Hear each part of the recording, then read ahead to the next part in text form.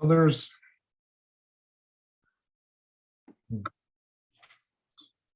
enough stuff here that it'd be nice if we could kind of break it up a little bit, ask a few questions. I've got a few questions in here too, just to kind of get a little participation going. So if anybody does have any questions, go ahead and jump in as we go. Some of this might be new, but there's probably going to be some new information here that some of us probably haven't seen or heard before. But I've titled this "The Time Before Our Beginning." There is a lot of our tribal history that can and should be confirmed through our oral traditions. And there's also a lot of documented history that by our, it's been recorded and preserved in books and papers and all kinds of materials that doesn't always match up with what the people in the universities and some of the authors have to say. The historians, the linguists, the archaeologists, the anthropologists, people in academia, they say things that doesn't always line up with our traditions. But I think it's always important for us as a people to listen to what our ancestors have said and take a look at our oral traditions and see if what they say there matches up to what is being said in academia. Sometimes it does, sometimes it doesn't. And we're pretty lucky as a people because we've got some pretty extensive oral traditions that are very well preserved and have been for the last several hundred years. Debates that you'll see nowadays, and it has been going on for actually a couple of hundred years, is who are we? Who are the Wyandotte? Who are the Huron Wyandotte people? Clearly, we are both Huron, and we are also Wyandotte. But one thing that comes up in this debate quite frequently is, are we Wyandotte? Are we from Wendake? And hopefully by the time we get done today, we can begin to see that we are not Huron Wyandotte. We are uniquely Huron Wyandotte, Huron Wyandotte. So that one jumped out of place there. So moving on to answer the question about who we are as Huron Wyandotte people, we have to go back to the time before our beginning.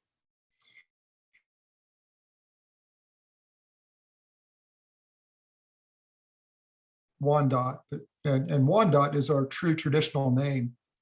It is Wyandotte as it's been spelled. Anybody see a little memo there that I've got an unstable internet?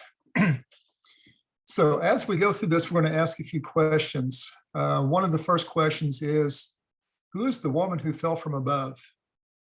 Then we'll talk about her twins and a big war that they had. Anybody familiar with the underground city? Has anybody heard of that before? Yeah, I see a head nod there on a couple of screens. We have a migration. Actually, we're a people that's known to have migrated from one end of the Great Island to the other on a couple of occasions. And we'll talk about the initial big migration. Assigned places. All the different tribes had a place that they were asked to take care of. We'll talk about where those tribes are today. And one of the last questions we'll talk about is there more than one Ontario homeland? Which basically asks the question, is there more than one people out of the Ontario homeland? So the woman who fell from above, our story begins with her. We simply call her the woman. If you look at the oral traditions, the narratives, she doesn't have a name. That's kind of uniquely different because her twins have a name, but she herself was never named in our oral traditions. One thing that's kind of given her is the name Atinzik. That is the name that's kind of superimposed on her, but that is the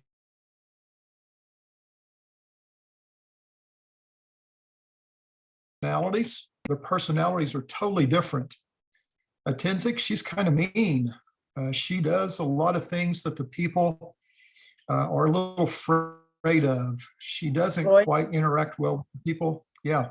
you skipped out there and whenever you said Tenzing's not her name, and then your explanation right after that didn't come through. Okay. The Wyandotte people, her name for them is a Tenzing.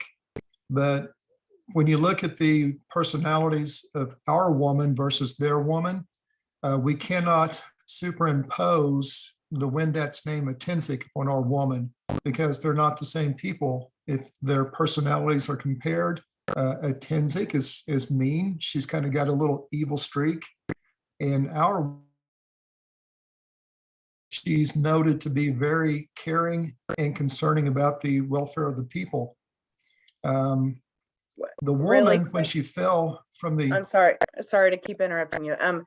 Somebody suggested that you turn your video off. It'll still keep sharing your screen, but maybe that will help with bandwidth.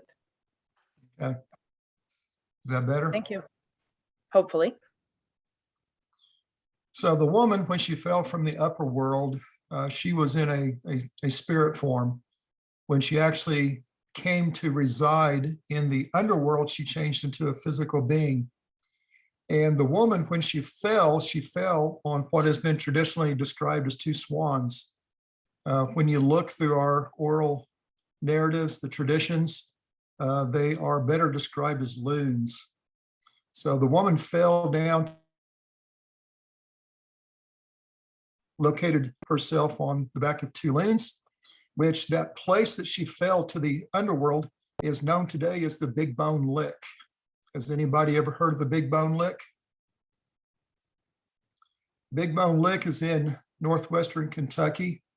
It is a state park of Kentucky, and there you can see a lot of bones from mammoths and a lot of the other large animals from the time before ours. And there's also a spring. There's a salt spring there, and the salt spring is where she was supposedly initially come to reside on the Great Island. So if you get a chance, go to the Big Bone Lick. It's a pretty cool place. But in a lot of ways, the Big Bone Lick is for us the Garden of Eden when compared to what the Bible has. And her twins, they were giants. When you look at the oral traditions, there is almost every one of our spirits, our gods, they are described as being taller than trees. And the woman, as well as the two twins, they were giants in that comparative description. So there's two twins. there's Tiesta and Tusquarqui.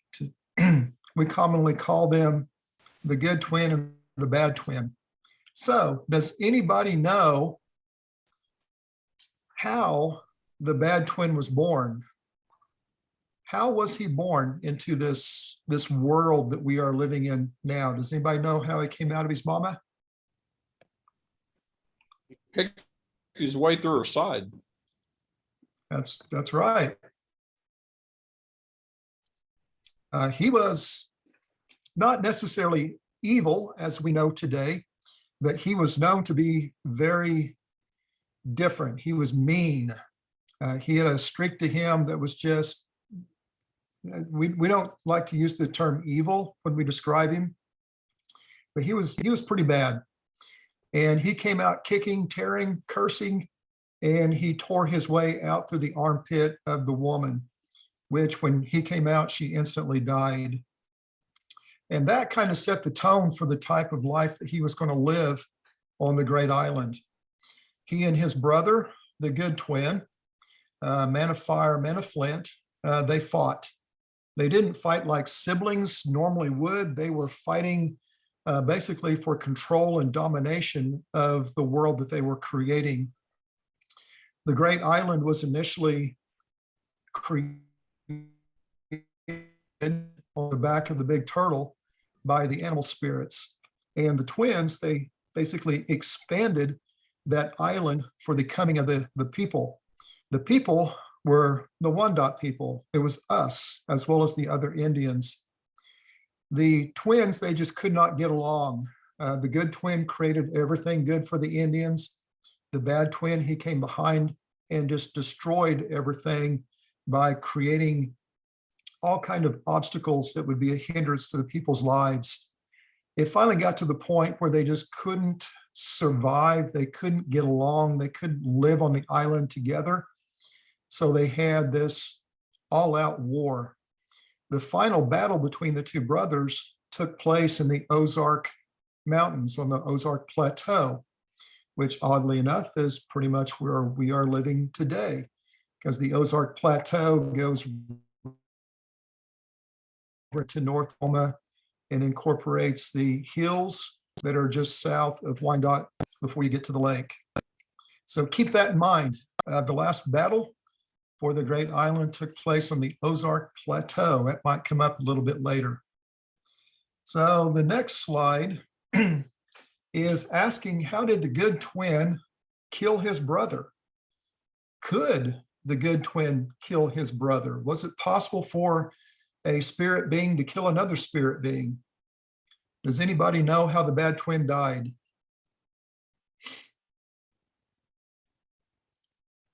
He fell on the sheds of the deer. If you see the picture over here, it shows the good twin chasing the bad twin with the sheds from a deer. He didn't actually take the deer sheds and spear him with them. He set a trap, began to chase his brother through the mountains. And whenever he got into the hills of the Ozark Mountains, the good twin had set up this trap for him, which was just basically a path that was lined with the deer sheds. The bad twin, he got tripped up, he fell, the sheds pierced his body, and he ended up dying. But before he died, the whole creation that the two twins had made was basically destroyed by a great flood. The bad twin had taken all of the water, basically put it into a bag, and had tried to kill nature by taking away the substance that she needed, which was water. Basically, a big arrow got shot to try and kill the bad twin. It missed its mark, hit this big bag of water that the bad twin had collected, and this great flood ensued. But before this war had come to its apex, the good twin had taken all of the Indians and put them into a safe place, which is the underground city. The underground city was a place where they were protected from primarily the stone giants. The stone giants were the epitome of evil. They were a creation of the bad twin. They were cannibalistic, and they were actually helping the bad twin try and kill all of the Indians. The helper creation of the good twin was the little people. So while this war was going on between the good twin, the bad twin, the little people and the stone giants, the Indians were in hibernation inside of the underground city. And the location of this underground city is said to be on the Ungava Peninsula. Anybody know where the Ungava Peninsula is? William Walker Jr. gave us a clue. He was actually conducting an interview with Lyman C. Draper when he mentioned that the Wyandottes came from somewhere up north around the Hudson Bay region. And it has been also documented through some other sources that this Hudson Bay region is the Ungava Peninsula, which is located way north of Hudson Bay. And you can see it there on the map. So these three areas here are important in the beginning stages of our story as to where we came from. The Big Bone Lick there in Kentucky is where the woman fell. That's where the beginning of the Great Island began. Northern Kentucky, Southern Ohio, the Ozark Plateau, which we're very familiar with down here, is where the battle took place. The good twin, the bad twin had their all-out fight. But before the creation was destroyed, they were safely tucked in hibernation way up in the Ungava Peninsula. So, a question: how old does an oral tradition have to be before it's considered a tradition? Does it have to be 100 years old, 200 years old? Or can it be closer to about 70 years? In 1937, Percy Ladd Walker, he shared an oral tradition that kind of sets the stage on who we are as a people and from where we came. Percy Ladd Walker was the son of Matthew Walker. Matthew Walker is the youngest brother of William Walker Jr. William Walker Jr. is probably, you can debate it out. He's probably one of the greatest historians that the tribes had. The problem with William Walker Jr. is he did not like to share his knowledge. William would keep his knowledge and he would share it when he had to or when he was asked questions, but he was just not overly forthright into sharing that knowledge. The best knowledge that he shared was with Lyman C. Draper, and that was basically through a lot of interviews as well as some letters that he sent. In 1860, Percy Ladd Walker describes how the last reading of the wampum belts occurred. The wampum belts were read up in the Kansas City area. All the tribes had assembled. All of the 12 trunks of wampum belts were pulled out, and it was a major festive event. Percy describes how his father was one of those who could actually read the belts. And the Wyandottes not only could read our own belts, but we had individuals who were assigned to all the other nations, and they would research, they would learn the traditions of the other nations so that they could also recite those histories of the people. Our ancestors were experts, if you will, on the traditions of the Ottawa, the Potawatomi, the Chippewa, and they knew the old stories just as well as we knew our own. As they began to discuss these traditions, one of the belts told of our initial wanderings across the Great Island.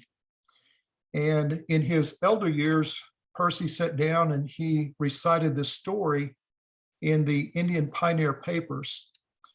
And as Percy begins to recite the story of the wampum belt that told of our migration across the Great Island, he said that it happened during the time of the glaciers. That's when we began our travels. All of the Indians, as they came to this continent, ended up having to settle down in the valley of the Rio Grande, down in the area where it was a lot warmer, because the glaciers had covered a majority of the northern part of North America.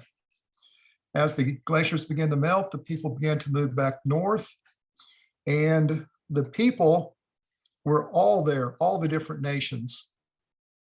They had actually, as we'll see here in a little bit, they had actually initially dispersed from the underground city because of the glaciers were covering the area that they were actually brought out of the underground city. Northward were the Wyandotte people. As we began to move north toward the Mississippi River, it was formed from the glaciers. The Cherokee were the first to move off and settle their land. Next, the people began to continue moving north, and we bumped into some of our friends, the Delaware. We met the Delaware people right about the place where Cape Girardeau, Missouri is today. From there, we became the closest of friends, the Delaware and the Wyandotte people. We had been close from the very beginning of time. As the tribes continued to move north, we'll see here in a little bit that there was a big war that took place with the Delaware and the Wyandotte people allied against the inhabitants of the people that lived in the eastern part of the Great Island at that time. The united Delaware and Wyandotte people were victorious. We split the land. The Delaware people went to live on the coast where they were found at the time of European contact. And our people went more north to the Great Lakes. Percy indicated at that time that there were 3 tribes that were formed, and he named them. And we'll see here in a little bit that the 3 tribes that he named aren't quite what we see today and the names that the anthropologists have chosen. But where he identified 3 tribes back in the early 1930s, the scientists have also identified 3 nations today. Percy also says that a good portion of the people lived up in the Montreal area and were first discovered by Cartier, and a good majority of them were killed by smallpox. Oddly enough, sometimes implement oral traditions, and we have one with this story. In 1934, before Percy had shared his story with the Indian Pioneer Papers, an individual by the name of David Ives Bushnell actually published a little paper called Tribal Migrations East of the Mississippi. And that paper was published by the Smithsonian Institution. In that paper, the whole purpose of it was to try and defend the Macro-Siouan language, which has since been found to be totally bogus. It didn't really have anything to do with what he was trying to promote, that being a union of the Siouan, Iroquoian, and one other language I can't recall right off. But he was trying to show that these 3 sister languages all came from a parent language. In a sense, proved to be untrue.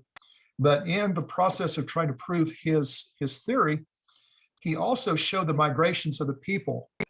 And oddly enough, his pathway that he's showing the migrations of the people across North America coincides with Percy's.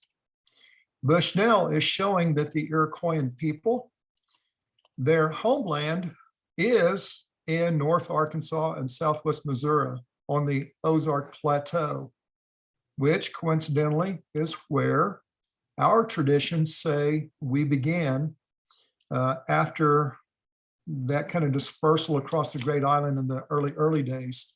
And that's where the actual battle happened with the good twin and the bad twin. Ozark Plateau, right in there, is a very important spot because it's actually where we're home today in a lot of ways. Bushnell continues to show that we crossed the Mississippi River around Cape Girardeau, which coincides with Percy's. And as he begins to show these maps, he shows the Cherokee split off, which coincides again with Percy's story. And it also shows that we began to settle into the Great Lakes area. That map there on the forefront shows the area north and south of Lake Erie and Ontario, where the Iroquoian people settled. The bulk of the Iroquoian people settled. The people that Bushnell identified were the Iroquoian linguistic people, one big family. This next map kind of shows the movement on the island, the Great Island. The Ungava Peninsula, how the people kind of wandered their way down from there to the southern parts of the Southwest. From there, we began to move northward, the green showing the split, the light green showing the split of the Iroquoian people. The Lenni Lenape, the Delaware join us. We become inseparable friends. And then we just move into our respectful place upon the Great Island. These people that ended up settling around the Great Lakes, the Iroquoian people, they were uniquely different. We are uniquely different people. Just out of nowhere, these people showed up in the historical record.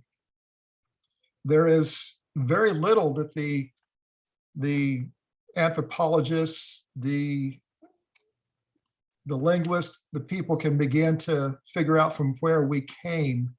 We show up in the Great Lakes area. We have a different language. We're unique because we construct long houses. Those long houses are surrounded by palisades.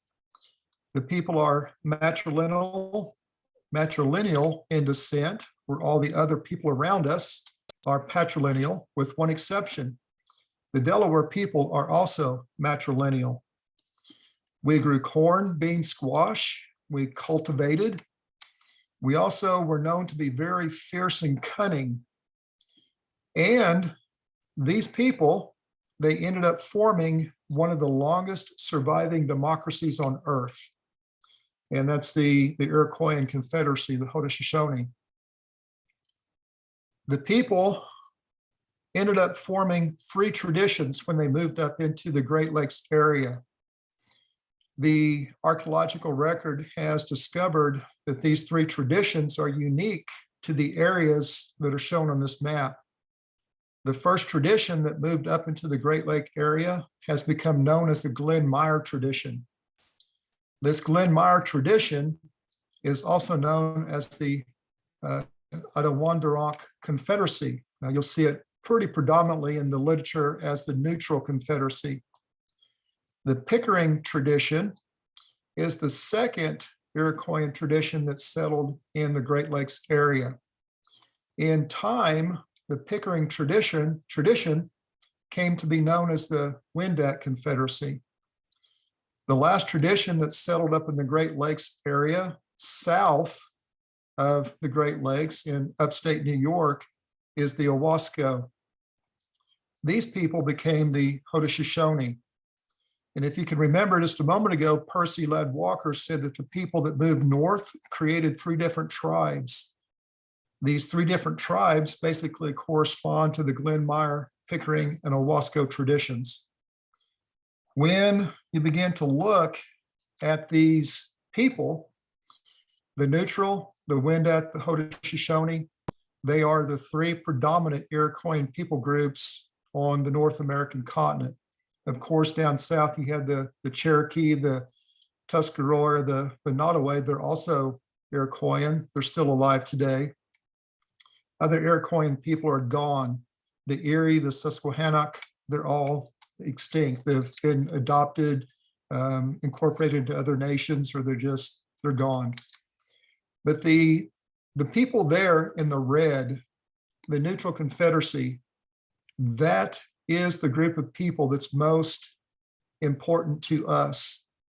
All three of our parent nations, the parent nations of the Wyandotte people are neutral people. We came from the Adirondack Confederacy. We are not Wyandotte. We had the Chinantati, which was way up there close by the Wyandotte, but they were part of the Neutral Confederacy. In time, these people began to fight among themselves. The war between the deer and the bear is in our oral traditions, and there was no tribe of people that could defeat the Iroquois people.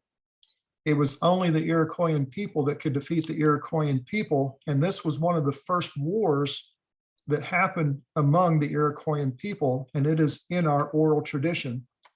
A lot of people read this oral tradition and they think it's some type of a tradition that's talking about the cosmos of how the stars and everything happened, but it's actually talking about nations.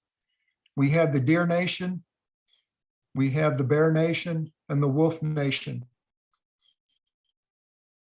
The Deer Nation is one of the nations of the Chinantati, the Petun, and the Wolf Nation is the second. In the oral tradition, it talks about how the Deer Nation was the first to actually leave the Great Island and go to the sky by use of the rainbow. And it's talking about how the Deer Nation left the Confederacy, the Neutral Confederacy, and went to go live close to the Bear Nation because they wanted to tap into the resources that the Bear Nation had. The Bear Nation didn't like that because we started to invade into their territory. A war began, and it was a bitter, bitter war. And if it wasn't for the Wolf Nation going to stop, to be the emissary to stop this war, the Deer Nation would have totally destroyed the Bear Nation. And the Bear Nation is the primary nation of the Wyandotte Confederacy. Our oral tradition talks about this to great extent. And it's the beginning of how we as a people came to be known as Wyandotte and Huron. We are both Wyandotte and Huron. And next month, if we want to continue our little talk, we can pick up where this story begins in the battle between the Iroquoian people and then the second dispersal across the Great Island to where we find ourselves today. So that's basically what I have to present now. And the one thing that I want to go back and point out again is this slide right here. This slide here is very important to us. The Glen Meyer, Pickering, and Owasco traditions, that is the separation of the people that moved across the Great Island, who actually settled into this area somewhere around 900 to 1000 AD and formed a very unique tradition that is the Iroquoian people. From these three traditions, we, the Wyandotte people, come out of that Glen Meyer. The Wanro-Roon, which is the dominant tribe of our people, comes out of this portion right here. We have another oral tradition that we'll talk about next time, where it talks about a war, a battle that took place between the people that lived here right next to the Seneca. And that was the beginning of all the battles that took place on the Great Island. So next month, we'll talk more about some of these fights that took place and how we got dispersed and how the name Wyandotte came into play. That's all I got. Any questions? I kind of have one. Last week when someone asked if we came from Canada or not, I went like this, which is really actually more accurate than being told that we came from where is now Canada. We, by the historical record, with what can actually be proven outside of our oral traditions, we are originally a Canadian tribe of people. But here's the big thing. The name Wyandotte, this is kind of be a little prelude to next month. The name Wyandotte, W-Y-A-N-D-O-T, does not come into the historical record until 1747. That is the very first time that the name Wyandotte is found anywhere. And W-Y-A-N-D-O-T, it's spelled a couple different ways. So technically, we as a people have our beginnings in Canada, but we didn't come to be a people until we got into the territory that became the United States of America. Because we actually came together as a people in Michigan and Wisconsin, which technically makes us a tribe of the United States and not a Canadian tribe, because we did not exist prior to the time before we came into the United States, the territory that became the United States, which primarily is Wisconsin. So does that kind of answer the question? Yeah, but it's also like iffy is accurate if you go all the way back to the oral history, iffy. Yeah. As a people, our ancestors came out of the region of Ontario, but how they came to get to Ontario has never, ever been figured out. We don't know how we came to be in Ontario. We don't know where we came from. Nobody knows where we came from. We just showed up one day and there we are. We conquered everybody, we defeated, we adopted, we grew into a very powerful people. And that happened around 900 to 1000 AD. Prior to that, we don't know.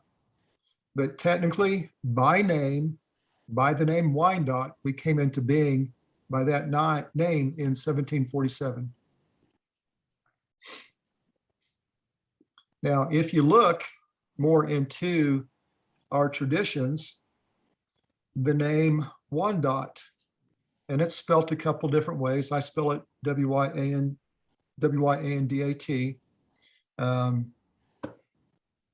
Craig, he spells it with a little teeny tiny N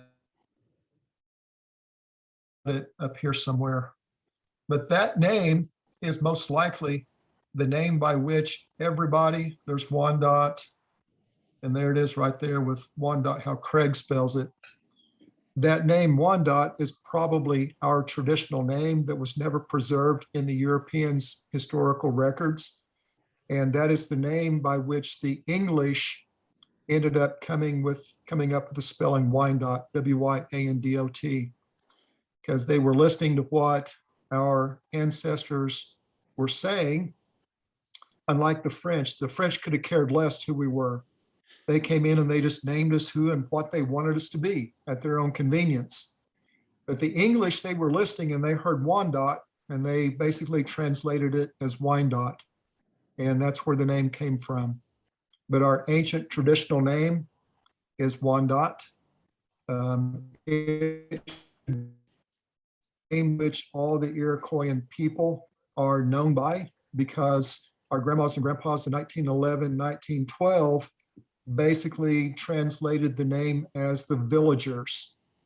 And if you look at who we are as a people, we are distinguished by that right there.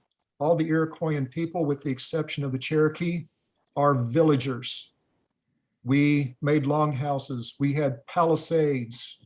We were unique in that respect, and every nation, with exception to the Cherokee, are villagers. So Wyandotte is villagers. That's who the Iroquoian people are and should be. They should be us, Wyandotte.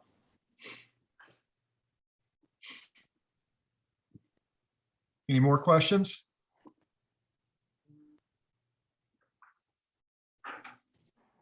Did all That's a lot of stuff basically put together in less than about 20 minutes. More like 30, but we're not. Was it keeping 30? track. Okay. I'm surprised you're able to do that though, Lloyd. Congratulations. It was not easy, but that is a lot of stuff, going all the way from a very quick rendition of how the woman fell from above. One of the things that we don't ever look at in the traditions is the personalities of the people that's in our traditions. If we begin to read and study the personalities that are explained in there, it gives us a lot better ideas to who they were as spirits.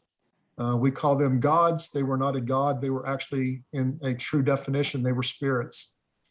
And we could talk about that for the next couple of hours if you want. You're so funny, Lloyd. What we believed, the shamanic lifestyle that we never talk about is something that is very intriguing. And one of these days, maybe we can get bold enough and brave enough and start talking about that shamanic lifestyle that our grandmas and grandpas lived. It was pretty powerful. Can you explain it? Just in a net, oh, you can't hear me.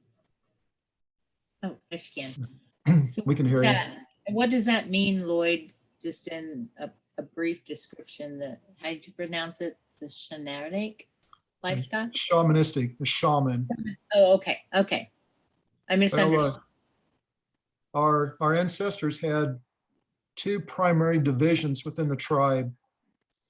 We had a shaman and we had the clan mother.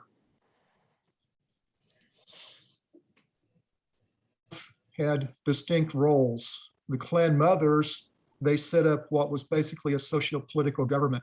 They gave the people their rights and their duties. They gave the people what was the way in which they interacted among society and themselves. Each clan was uniquely different. Each clan mother was basically over her own clan. No clan could share their rights, their duties. They were unique. So the clan mothers, they were over the socio-political aspects of the tribe, which the tribe really didn't come together for quite some time. And at that point, when the people began to grow, when they began to identify as a same type people, then the clan mothers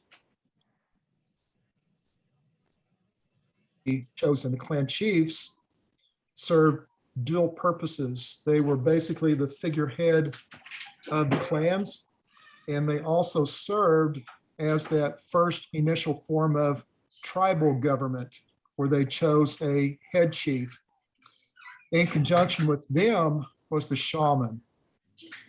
When the Europeans came to North America, they identified the shaman, and they thought that the shaman was basically a sorcerer in kind of this, it's all part of a shaman perspective, the yin yang perspective that you see a lot with the yin yang symbol.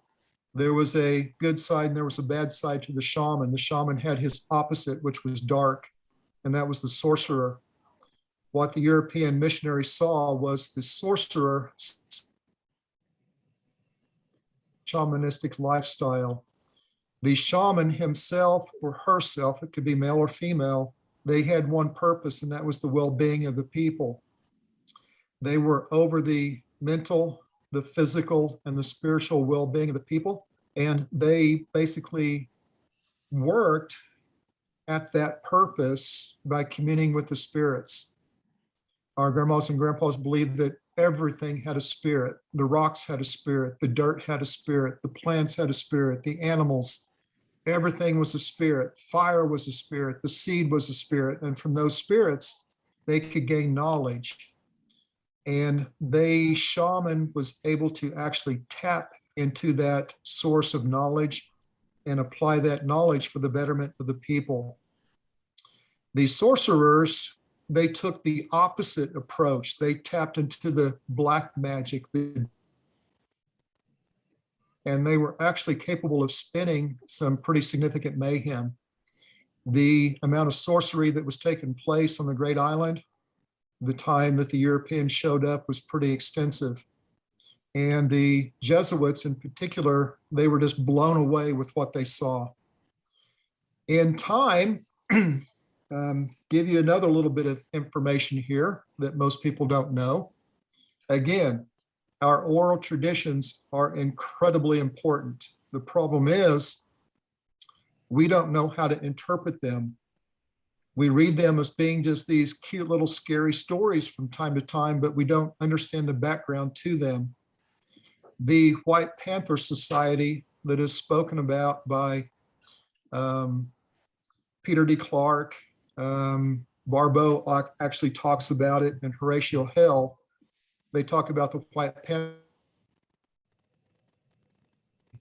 The White Panther Society was one of the societies that was predominantly on the sorcerer side of things.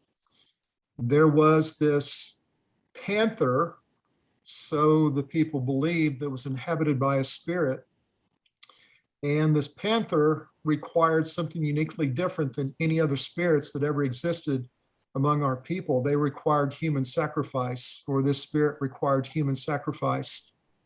So the people actually sacrificed one of our citizens to this White Panther spirit, which brought about significant mayhem among the people. And it caused something uniquely different to happen. Everybody has heard that we have at least two clans that are extinct. The Prairie Turtle clan is extinct, and the Hawk clan is extinct. It was the Prairie Turtle clan that actually sacrificed the woman to this White Panther spirit. And they got heavily involved within the black magic that was circulating through the Great Island at that time. They were spinning mayhem at degrees that could not be fathomed by the other clans. So the other clans rose up against the Prairie Turtle clan, and they basically assassinated all of the citizens. That's how our Prairie Turtle clan became extinct. The other clans felt that it was best to eliminate them from the Great Island because of all of the evil that they were perpetrating against their own people. the Hawk Clan was also involved with this White Panther Society. And the people also tried to exterminate the Hawk Clan, but they weren't heavily as invested as the White Panther. Didn't end up assassinating all of the citizens. They ended up dying off because of a decimated citizenry. They didn't have enough people to continue the clan. So that kind of shows you to what extent the shaman and the sorcerers had in the daily lives of the people. And that is one aspect of our history, our tradition, that we very rarely have ever looked at in the past. It's always been very much taboo, but it's a very deep part of who we are as a people. And as I begin to research it and study it, it makes a lot more sense how and why we ended up being the way that we were in a lot of ways. The new book that I have, I talk a lot about that and how it came into play and affected us as a people. But the shaman was basically there for the betterment, the mind, the body, and the spirit. There was a lot of medicines, and one of the things that was never brought to our attention, it was never recorded, was the medicines. The shamanistic medicines were never recorded because it was a tribal crime. If it was put down on paper, the individual who shared that would have been killed. The power that was in that shamanic medicine was very potent, and it was not allowed to be shared.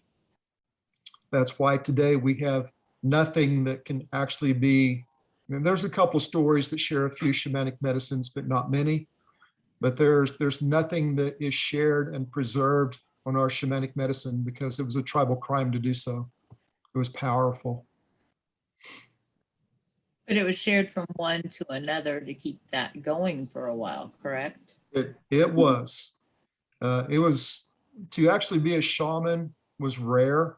Very few shamans. There was only a handful of people who actually rose to that level. There were a lot of priests below the shaman, and it was a calling.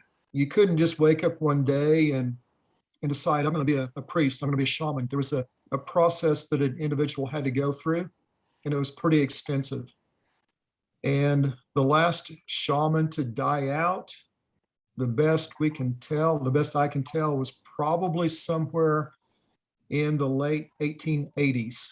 We actually had a priest or a shaman make it all the way to Indian Territory. They didn't die out in Ohio like some people believe. They actually came to Indian Territory. But it didn't take long once we got here before the last one died, and he did not share his knowledge. I'm not trying to cut you off or anything, but somebody did ask what the name of your new book is called. The new book is called That Time Is Gone. The title is taken from a quote from John Caraho, who was talking with Barbeau. Barbeau was asking about his early days and why he was the way that he was. And he was talking about all the things that he used to do as a young man. And he was lamenting to Barbeau that that time is gone, that the person that he used to be can never be again because it was not permitted. So I talk a lot about those traditions that were such an innate part of our people that nowadays is gone, and that time is gone. We can revive some pieces of it here and there, but to live the way that our ancestors did would be very difficult to ever bring back. John Caraho knew that back in 1911, 1912, and he lived it as a young man. And when he realized back then, 100 years ago, that that time was gone, it was gone. It's not out yet. I'm still doing some final editing on it. I hope to get it to University of Oklahoma for their consideration by the end of this week. I think it's pretty interesting that, well, as myself, I just assumed that we still had shamans, and that because I have close friends that are in Arizona and Tohono O'odham Nation and Navajo Nation. One of my friends was raised by her father, who was a shaman, so it's still very active in those nations. And I guess I just assumed it was active in ours as well. No, it is not.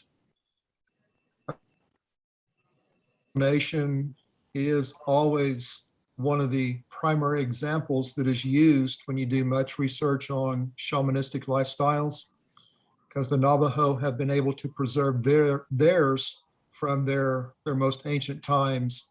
They are one of the few nations on the North American continent that have been able to do that.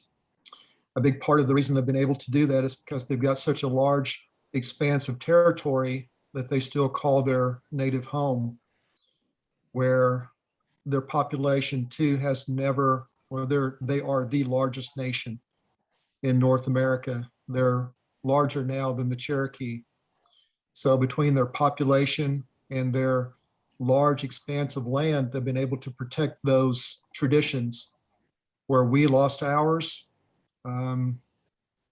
just right at the end of the late 1880s. And by that time, it was so devastated. That's why we couldn't carry the green corn, because the clan mothers were gone. The clans were hurting significantly bad.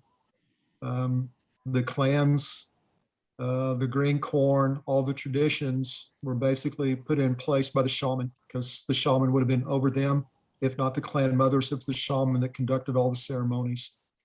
When they were gone, when the mothers and the shaman were gone, we couldn't carry on our traditions. The best I can tell, it was probably somewhere around 1881 that we actually buried the green corn.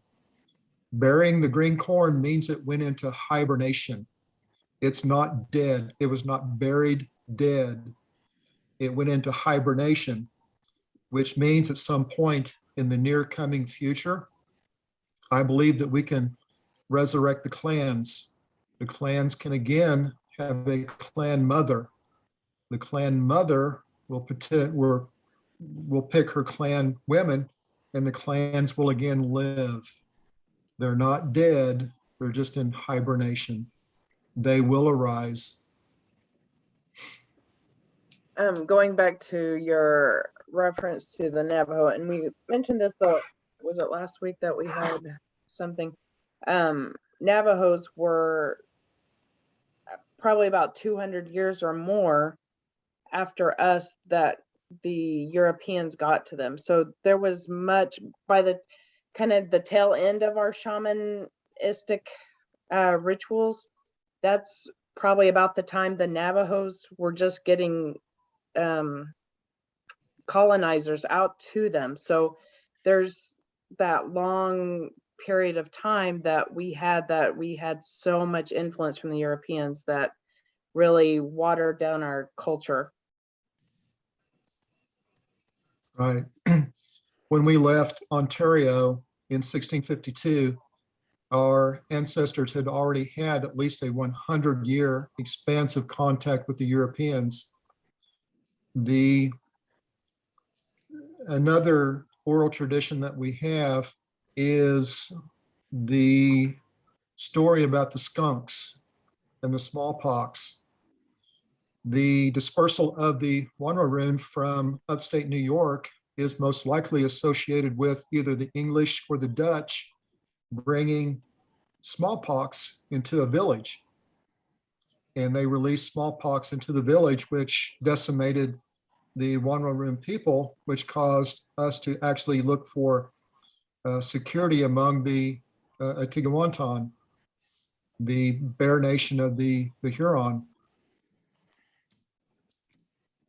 And you look at, we as a people, our ancestors having that degree of contact with the Europeans to the point that we have an oral tradition of how they tried to kill us off with smallpox. That's about 150, 200 years before they even knew the existence of the Navajo people. The Spanish had probably come in contact with them at that time, but the French and primarily the English had no idea that they existed. So we were already being exterminated long before the English knew that many of those tribes out west existed. by that time, they hadn't even come in contact yet with the Cherokee in the Carolinas. So we have had a long, hard, extensive history with the Europeans before the Europeans knew the majority of the tribes existed on the continent. It's a miracle, and it just goes to show how stubborn to fight the resistance of just going away, because we should have been gone a long time ago, but here we are, almost 7,000 citizens strong. The most citizens we've ever had in our history since contact with the Europeans.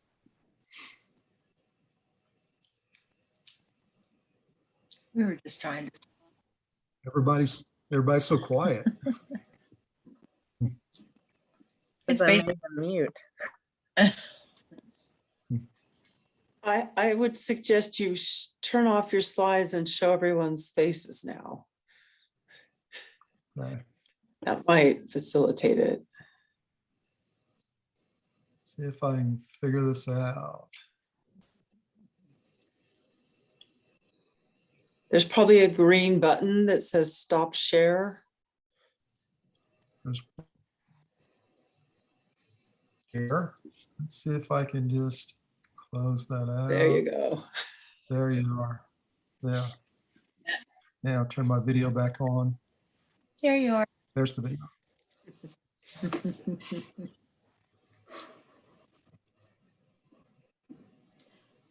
So basically, we were trying to just survive. And so that is why also some of our traditions were put aside and hadn't been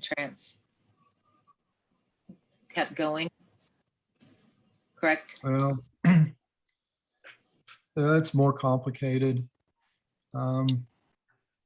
History has preserved, the historians have preserved their perspective on what took place in Kansas with the Treaty of 1855.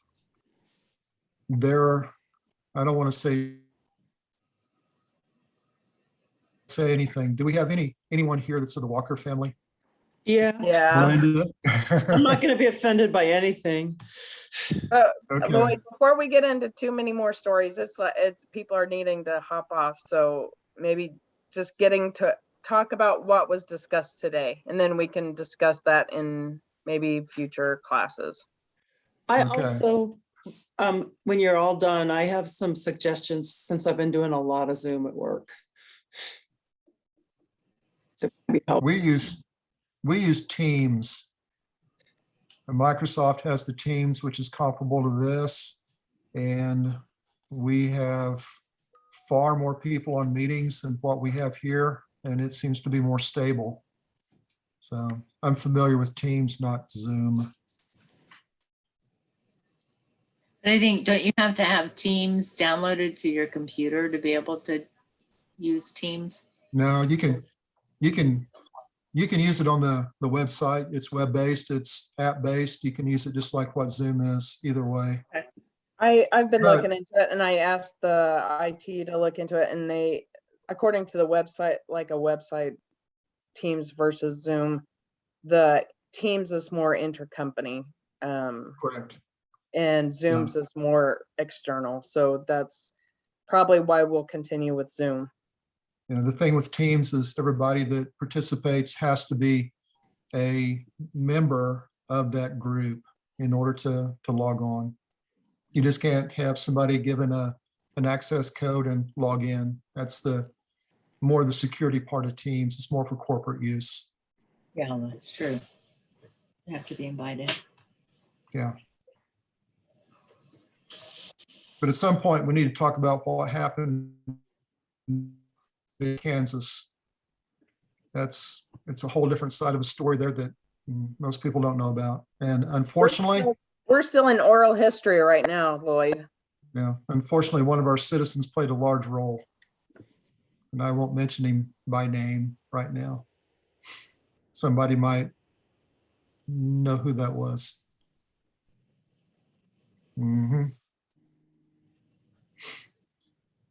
And he was a member of a group that was an extended group beyond the nation. big story, big backstory there. Love to talk about it. We don't have time. Will eventually, but Eventually, yeah. do we have questions about what was discussed today? Oral history before we had written history of the Wyandottes. So the wampum belts, how does that tell the history? I don't quite understand technically how that works. Well, the artwork that I had on those slides Uh-huh. is the wampum belt from 1701 that basically started the New Corn Feast. The Jesuits and our ancestors had that agreement for the beginning of the New Corn Feast. And it's basically just that purple cross in the middle of a field of white wampum. And the symbolism that they used, everything was symbols. And obviously we don't know what those symbols were because a significant majority of our wampum belts were destroyed in 1862, thereabout, during the Civil War. And the others that we still retained were sold by the people who had them. So we don't know what those belts look like.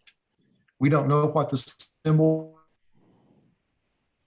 Only one that we know with certainty is that Catholic belt with the purple cross. So the symbolism that they had on those belts told the story.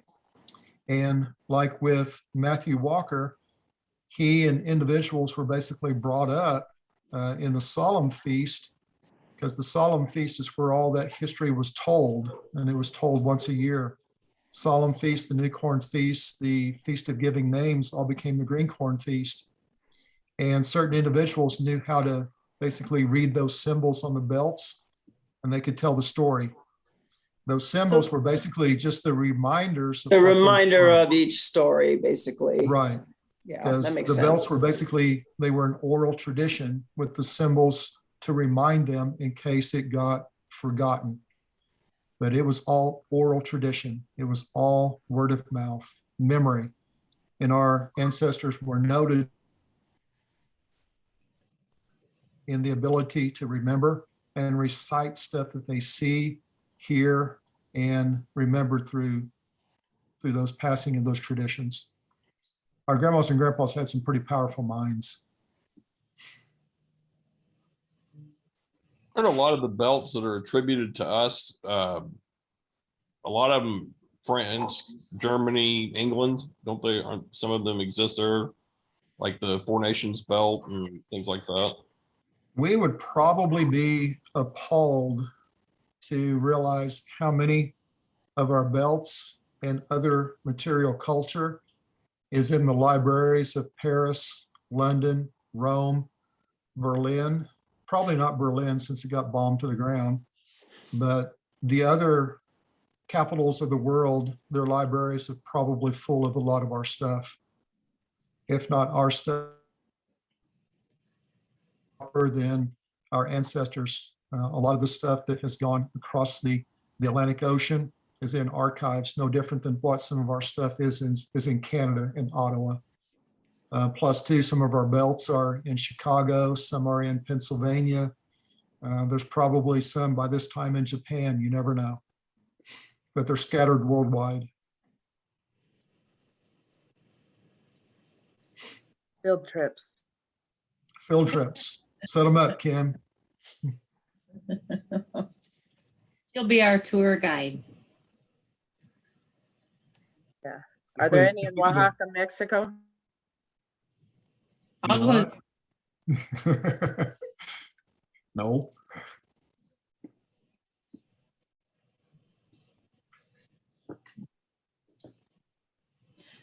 Speaking of Canada, and this is just something maybe to talk about on another time, but it just kind of brought up some that were discussed a long time ago. Does Canada still own our language, the written language? Nobody can own our written language. Nobody can own our language. They've I got thought there a was lot of it preserved. something that was dealing Well, with our. Well, they have Barbeau's handwritten dictionaries, all of his field notes, all of that. But years ago, the board of directors basically made a proclamation that nobody's going to tell us what we can do with our language. It's our language. We'll respect their copyrights. Craig respects their copyrights when he does all the research with the papers and stuff that he's writing in the dictionaries that he's collecting. You're cutting out, But Lloyd. I am. Well, But they have been published cooperative. digitizing, they have been scanning all of Barbeau's stuff, and we have requested a lot of things, and they have given it to us that Craig is using now. I think years ago when people initially reached out to him, they didn't know who we were. We've been persistent enough for the last, going back to, can't remember her name now, from Enderdon. When she first initially made contact with them and asked about the culture that they had, they basically were like, who are you? But we've been dealing with them now for 30 years, and they've got accustomed to us, and they realize that we are legit. So they are very forthcoming in any requests that we make. Okay. Kim's I having may good have- success. Craig's may have- having good success. Okay. I just remembered something along that line after the Barbeau exhibit. Well, when I first reached out to him back in, seems like it was 2008, 2009 range, they wanted us to sign a contract that gave limited use to the language. Like what was going to put on the website, that we could only have like 50 people at one time have access to it annually. So they had initially a lot of restrictions that they wanted us to try and abide by. And they finally come to realize that we're not using it for any type of commercial gain. It's literally being used, cultural history, to reinstate our language. So they've backed way away from that. They haven't done anything like that for the last 8 years. Yeah, and it's been a very good environment now in museums and different things, that they're realizing that they should not have ownership of these things, that the culture does not belong to them. So the relationships are improving exponentially right now. Yeah. With that being said, all of the artifacts that Barbeau took back with him belongs to the museum because he purchased those. Right. He actually paid money to our citizens to buy them, so they are actual property of the museum that we can't dispute with them over, because he paid hardcore cash for those. Right. I He just actually remember commissioned. language. So I was just asking. Yeah.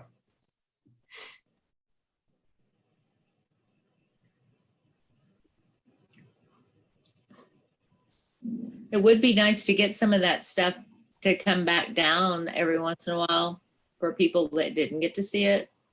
You think that's ever possible, Kim? Again? Yeah, that's why we're working on the with the peer reviewer right now, that who we met with on last Sunday, just so that we can work towards accreditation, so that we can start doing those things. And I've already got like a rough draft of what she has sent us, and it's looking good. We've got kind of a good base to start from. And also we got word today, we got notification that we were awarded for a museum technician.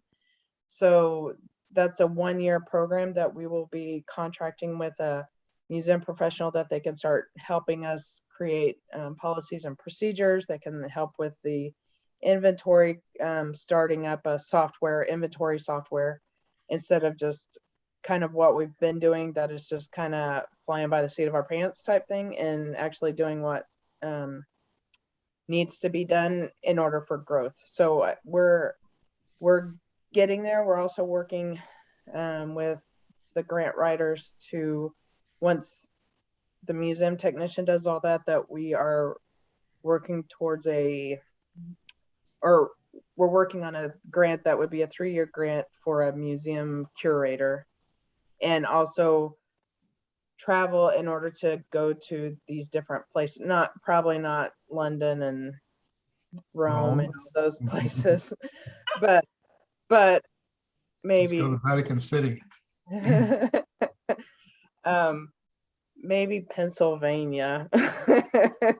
But Yeah, but that's the next steps to start getting to where we're accredited and being able to be where we are on the same level as the other museums, that we can start getting our stuff back and taking things on loan, I guess, also. That would be awesome. yeah, it'd be really cool to find what the Jesuits did with that clothing from one of the stone giants.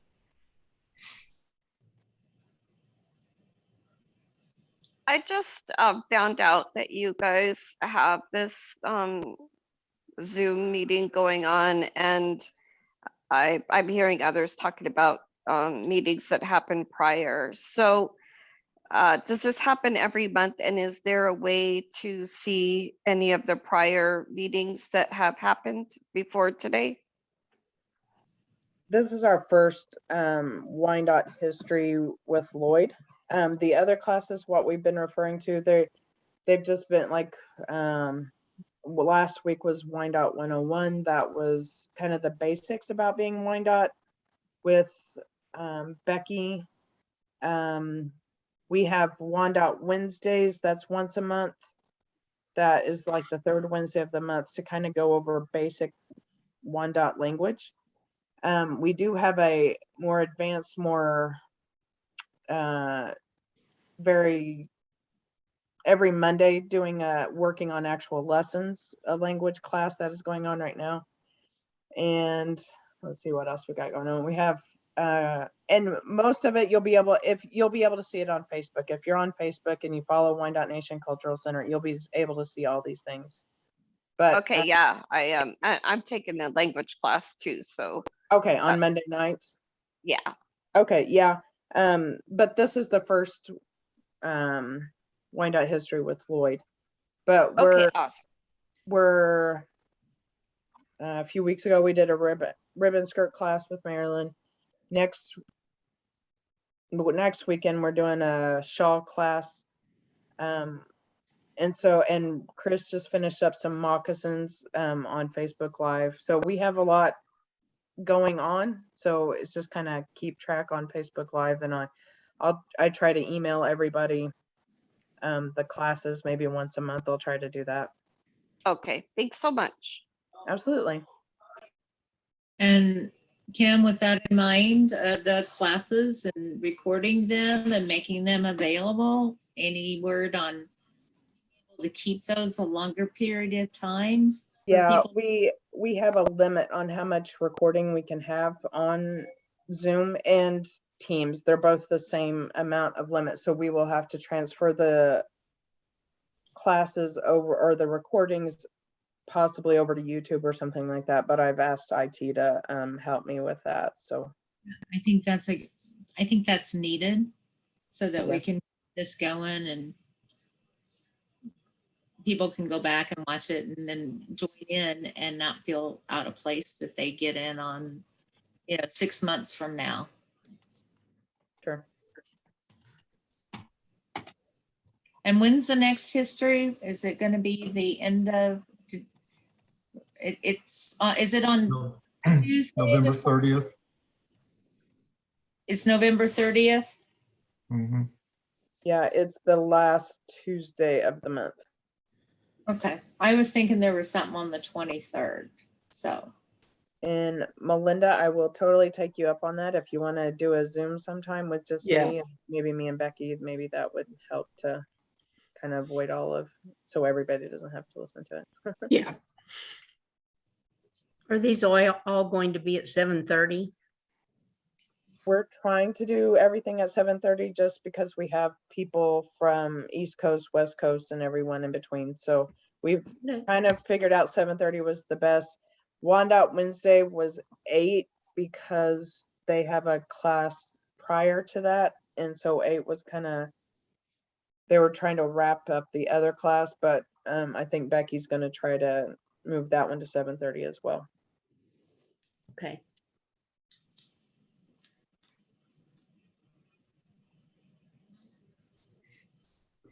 All right, unless anybody has anything pressing, sorry, that was Bolt. If anybody has anything pressing, I think we'll wrap up tonight's meeting. Thank you so much, Lloyd Tijame. That was awesome. And we look forward to next time. Bye all. Good night. Thank you. Everybody stay Hey. safe. Bye. Bye, everybody. One Bye-bye. Night, everybody.